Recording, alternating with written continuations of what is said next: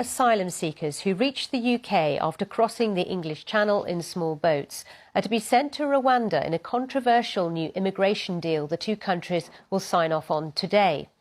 The government here says they'll unveil the full details later, but it's thought some single men who arrive in the UK will then be flown to the African country around 4,000 miles away while their applications to stay in the UK are processed. Our Home editor Mark Easton reports from Rwanda.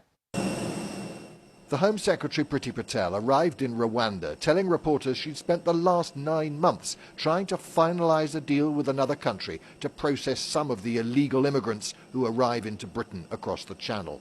At a conference centre in the Rwandan capital Kigali, she will announce plans to relocate single male asylum seekers from Kent, more than 4,000 miles south, to Central Africa.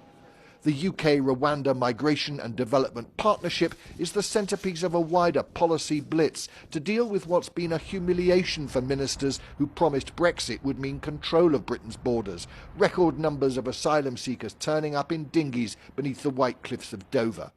In the last 4 years, the numbers of people crossing the Channel in small boats has climbed from 297 in 2018 to almost 29,000 last year. This year has already seen 4,578 arrivals and looks set to be a new record. Sending asylum seekers to Rwanda, however, is likely to prove hugely controversial. This is a despicable policy, quite frankly, one that we know how awful it is in all of its guises, because we can see what happened in Australia.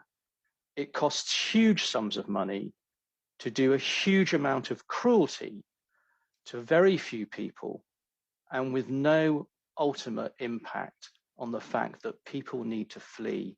In a speech later this morning, the Prime Minister will say that outsourcing parts of the asylum system to Rwanda will help break the business model of the people traffickers exploiting those seeking a better life in the UK. Just as Brexit allowed us to take back control of legal migration, he will say, the government is now determined to take back control of illegal migration.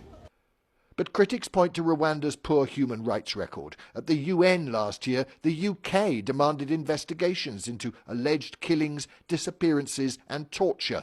Is this the right place to entrust with protecting the human rights of vulnerable asylum seekers who hoped Britain would protect them?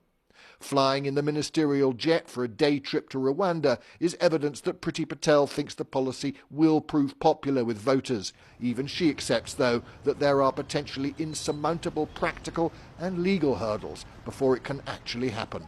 Mark Easton, BBC News, Rwanda.